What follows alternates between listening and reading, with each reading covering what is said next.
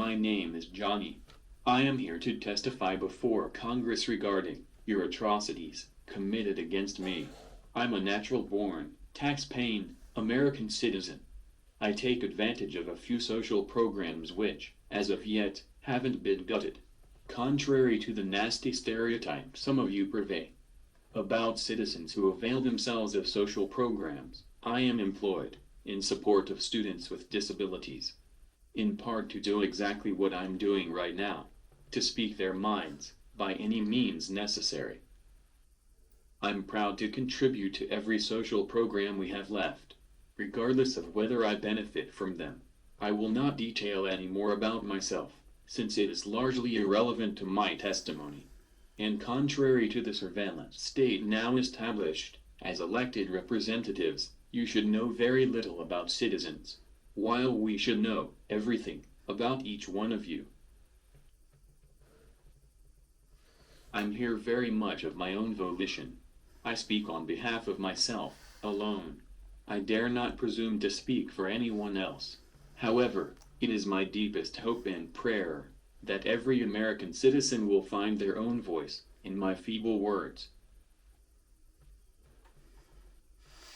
I will not be asking any questions of you. As we say where I'm from, we passed that point about a mile back, down here in the real world. When someone lies to me once, if they're lucky maybe twice, I no longer ask them questions. Ultimately, it would be the definition of insanity to do so. Therefore, I'm here to only testify regarding your actions. I've watched you, and others who came before you, for many years.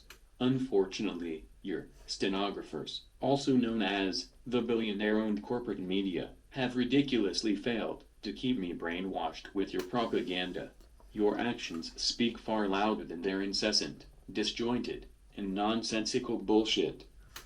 I strongly believe a human being is the sum of their actions, experiences, how they've treated their fellow humans, how often they've chosen to help someone without recompense. I for one have miserably and repeatedly failed to always live up to those standards. As a self-aware human being, I own those failures, and I am, thankfully, haunted by those failures every day of my life. But I repeat, far greater individuals who came before me, and who are gratefully still alive. My human identity is not dictated by my gender, skin tone, ethnicity, sexual orientation, political views, disability, or who I choose to call God. All of those aspects of me are precious to me, and I will adamantly defend them to my dying day. But they have no impact on my status as a human being, worthy of freedom, respect, and dignity. Therefore, I sit before you in judgment and condemnation of your actions.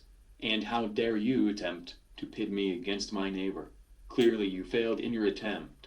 My fight is with you, and with the people who own you. Nonetheless, I condemn your insidiousness to abolish one of the most fundamental human tenets: love your neighbor.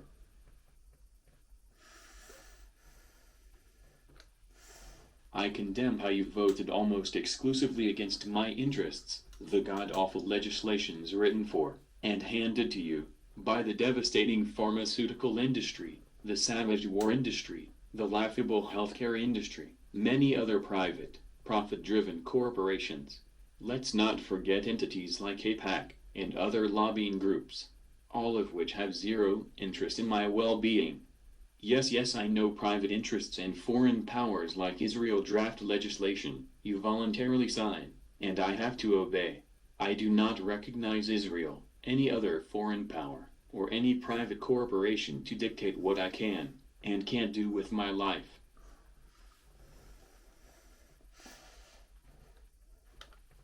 I condemn your actions which have destroyed our democracy.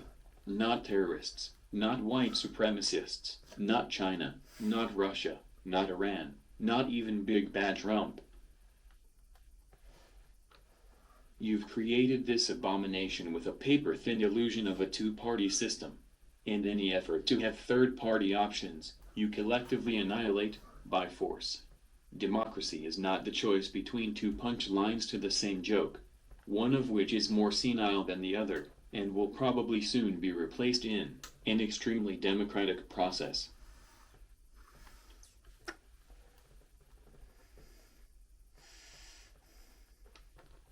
neither having the slightest clue how to support my freedom, my privacy, my well-being, and my safety. Yes, in that exact order. Neither having the slightest clue of what I go through as an ordinary American citizen.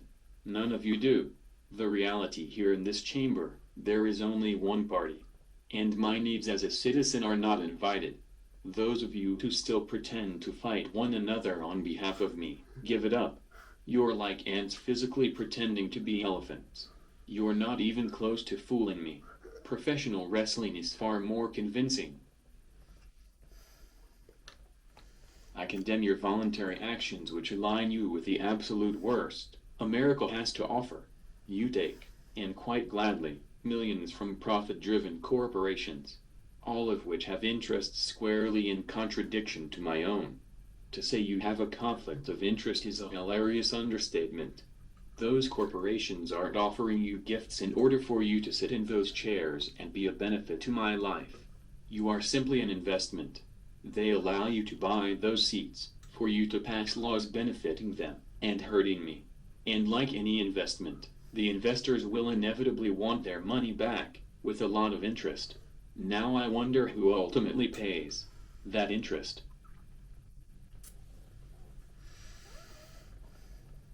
You have proven time and time again to be completely untrustworthy, irresponsible, self-seeking, opportunistic, cowardice, backstabbing, thieving, murderous, traitorous collaborators against me. Oh, I'm not done here yet. Sit back down. I'm no longer sitting before you. You are now sitting, in judgment, before me. The worst of your actions are yet to come.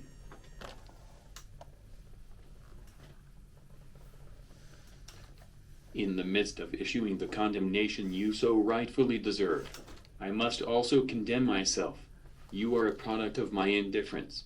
This sad, yet comical excuse for a representative government, with your war and disregard for anything even resembling morality, your backdoor deals, insider trading, billion-dollar campaigns, and your millionaire status, it is, in part, my fault. I tend to explain it something like this, and this is strictly a hypothetical scenario. Any inference to actual people is, but of course, purely incidental. Imagine I hired a bunch of liars, thieves, and mass murderers to work in my home. I gave them the keys to everything I own, and I went to brunch for a couple of years. I come back to find my home not as I left it, nor as I intended it to be. They've sold everything I own to the highest bidder. They've used my money to fund a murder campaign of people I don't even know. And come to find out, these liars, thieves, and murderers have been co-opted. They just pretend to work for me. When I ask what the hell happened to my home, they point fingers at each other. And of course vow to do better if given another chance. Like an idiot, I believe them and go back to brunch. Thus the degenerative and ultimately self-defeating cycle continues.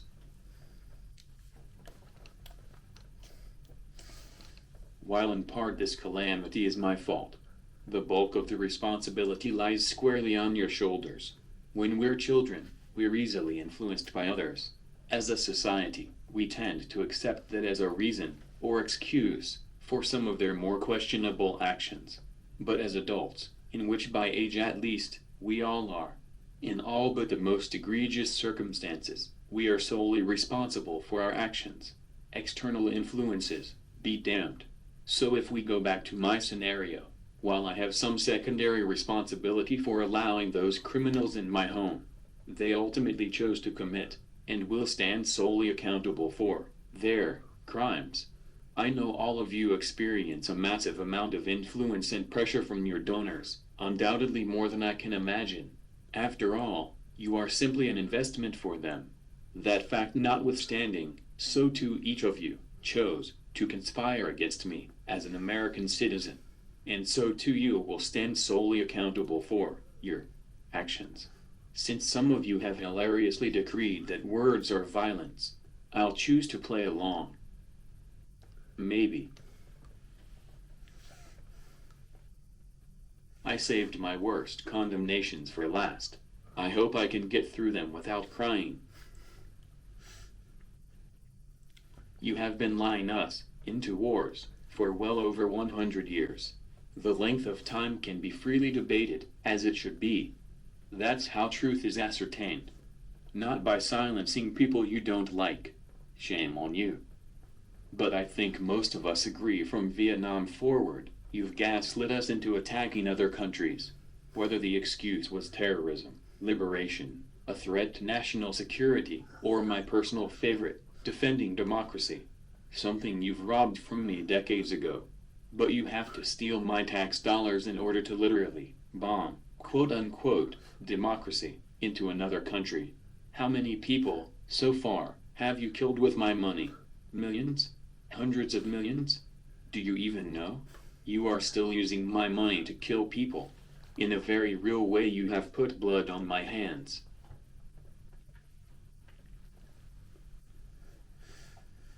Instead of using my tax dollars to house my homeless neighbors, fix my roads, give my young neighbors free college, close the frigging border already, make actual healthy food affordable, or that impossible thing, that big no-no, Medicare for all.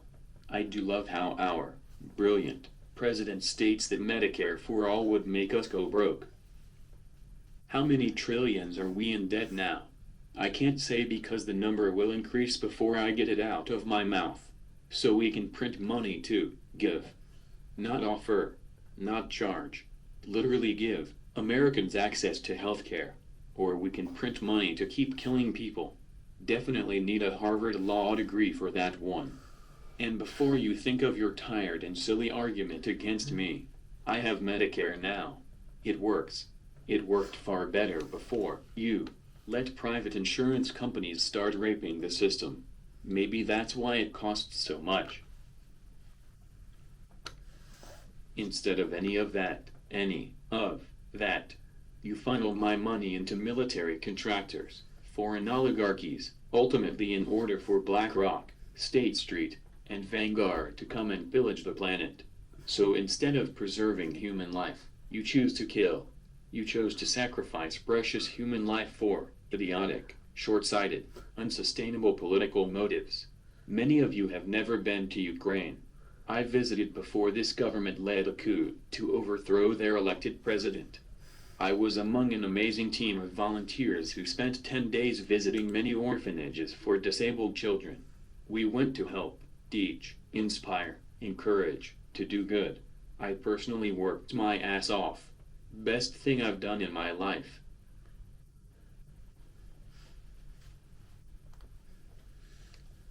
You know, I've asked myself countless times, why are we betting against a nuclear holocaust on the basis of a supposed madman, thug, and maniac to be rational?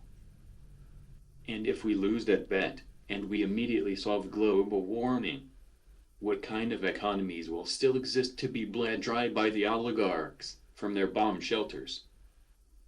Food for thought. You know, it's one thing to confront a schoolyard bully who is empty-handed. All of the other kids can band together and beat the snot out of the bully. I would cheer that action. But it's something completely different when the bully has a suitcase full of nuclear bombs, enough to blow up the schoolyard, and everyone in it, 20 times over, might want to negotiate with that bully instead of pushing him into a frigging corner. More food for thought. Don't even get me started on how all of you horribly and purposely failed me during the pandemic. Oh, my God. Again, your billionaire-owned stenographer should stand trial for accessories to mass murder. The both of you lied to us about damn near everything regarding COVID-19. I will say that a few of you did question this deceitful, sadistic, baseless narrative. Even though you had the heart and the guts to raise red flags, you didn't do enough. You did not do enough. People lost everything, their jobs, their homes, family members, friends, their sanity. But most importantly, they lost their ability to think critically for themselves. I was one of those people for a while. I bought your bullshit until, for whatever reason, I remembered that governments are the largest purveyors of lies in history, followed closely by the pharmaceutical and healthcare industries, and the billionaire-owned propaganda outlets. Unfortunately, that reawakening of what's left of my brain didn't happen until I subjected myself to this vile, disgusting, dangerous, ultimately useless excuse for a vaccine. I've done some things in my life that I'm incredibly ashamed of. Allowing 2 doses of that, not a vaccine, in my body disgusts me to my core. I've had COVID 3 times. Your anti-vaccine didn't do a damn thing except make me sick. But because we live in a censorship universe, I must mindlessly say that the vaccine is safe and effective against COVID-19 and you should get your 11th booster today. Is it 12 now?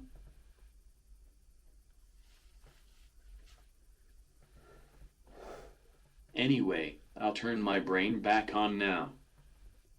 I blame you for being willingly captured by and beholden to the pharmaceutical industry. I could continue for days on the travesty that your response to a virus which was developed in a lab, by means which should be punishable by death. I half expect some greedy billionaires, who became richer, thanks to you giving them my money, to concoct another global emergency. But you can bet your inside trading stock portfolios, I refuse to be another sheep. I refuse to give in, back down, go along, shut up, or go away. I refuse to play along with this sham of a democracy, to stop thinking for myself, to stop speaking truth. But you know what I will do. I will demand your resignation, all of you, within 7 days. I'm affording you that time because I have some more demands. You are to surrender every red penny you've received while in office, which wasn't a salary from the American taxpayer. Allowing you to keep your salaries is strictly a mercy. God knows you've done the exact opposite of earning it. That horrendous amount of quid pro quo money is to be set aside to end homelessness in this country. You are to immediately abolish the Electoral College. I'm smart enough to choose my leaders. Thank you. You are to ban all corporate money in politics. Any corporation caught buying politicians is to be seized by the FBI. Maybe have the FBI benefit the American people for a change. The assets of the corporation should again go straight to the bottom, to the actual hands of the poor. You are to redirect the National Guard to actually guard our nation at the southern border. Strict public funding of all elections is to be instituted. Since we poor folk far outnumber you rich, poor folk should have equal chance, not entitlement, but equal chance, to hold public office. Ranked choice voting is to be immediately instituted, obviously.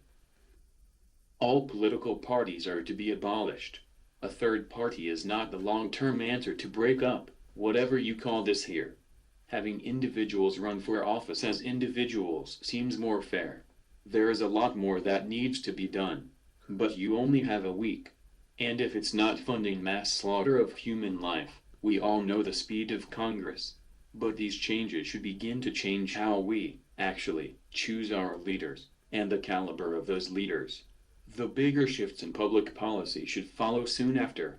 Oh, and after your 7 days are up, you are to surrender yourselves to your local law enforcement, to stand trial for a metric ton of crimes against the American people.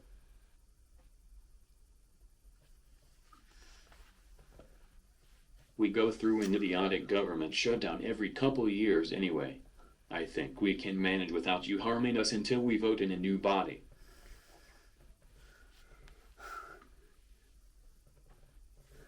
In reality, I have no power to prosecute you. The American people have no power to prosecute you for the multitude of crimes you've committed against us. But that is at the heart of the issue, isn't it? Over the decades, we've given you the opportunity and the means to strip us of our power and authority over you, and you've gladly taken advantage. As much as the Bill of Rights is a sort of safeguard against you bulldozing our democracy, there should be another amendment on the list, maybe even above the freedom of speech.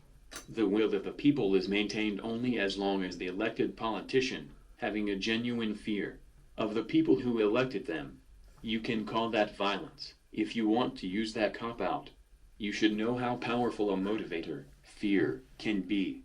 You wield it without restraint against us. But when you sign that next war spending bill to kill people, that next tax cut for the already wealthy, that next bank bailout when our crony capitalism fails yet again, that next bill giving illegal immigrants a free plane ticket to anywhere in the country with our tax dollars, the next action against our freedom to speak, assemble, protest, bear arms, or our privacy, if at any time during your actions you feared 350 million angry people knocking on your door, I dare say you might choose to act a bit differently.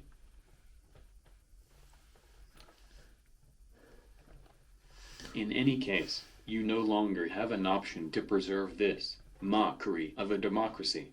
If a dumb person such as myself can comprehend what's going on here, I expect most other citizens have long since figured you out. Let me end with this. Fortunately for me, we've yet to totally devolve into a 1984 dystopia, in that society, the people have relinquished everything that makes them individuals. I expect along the journey to that end, they reached the point where we are now, when the people understand they're being violated and abused, but they're still not okay with that. I will, however, give you much credit for trying to institute means to that end. But because we have not yet accepted the total abolishment of our rights and freedoms, you're in a bad place. And that's a good thing. The more harm you do to us, the more of us wake up. The more control you lose over the accepted narrative, the more scrutiny you'll experience. And that's also a good thing. While I can't prosecute you for crimes against me, I might not have to. As the man said, you shall know them by their fruits. And your fruits, like your very souls, are rotten to the core. I feel